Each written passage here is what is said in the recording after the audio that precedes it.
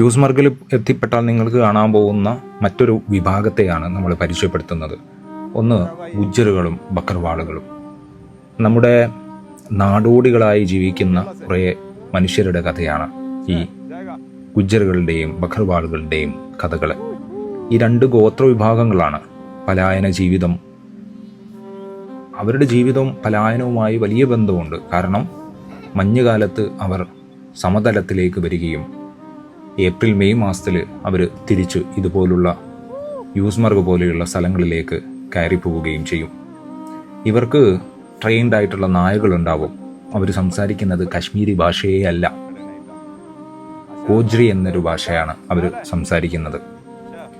ഈ ഗുജ്ജറുകൾ എന്ന് പറഞ്ഞാൽ നമ്മുടെ കന്നുകാലികളെ മേയ്ക്കുകയും അവയുമായി ജീവിക്കുന്ന ഒരു ഗോത്ര വിഭാഗമാണ്. ബക്കർവാൾ എന്നാൽ ആടുമായി ബന്ധപ്പെട്ട് ജീവിക്കുന്ന മറ്റൊരു വിഭാഗമാണ്. ഇവർ രണ്ടുപേരും ഗോത്ര വിഭാഗങ്ങളാണ്. എന്നാൽ ഇവർ സംസാരിക്കുന്നത് ഒരിക്കലും കശ്മീരിയല്ല. ഗോജ്രി ഭാഷ സംസാരിക്കുന്ന ഇവർ നമ്മുടെ താൽക്കാലികമായിട്ട് അവർ മൺവീടുകൾ ഉണ്ടാക്കും. അതാണ് നമ്മൾ കാശ്മീരിൽ പല സ്ഥലങ്ങളിൽ പോകുമ്പോൾ ഈ മൺവീടുകൾ കാണുന്നത്. അവർക്ക് 2 വീടുകൾ ഉണ്ടാവും ചിലപ്പോൾ, അല്ലെങ്കിൽ വീടുകളെ ഉണ്ടാവില്ല. ഇടയ്ക്ക് നമ്മളൊരു മലയാളി ആളുകളെ പരിചയപ്പെട്ടു. ഇവിടെയും മലയാളികളുണ്ട് എന്നൊരു സന്തോഷം അതുവഴി നമുക്കുണ്ടായി.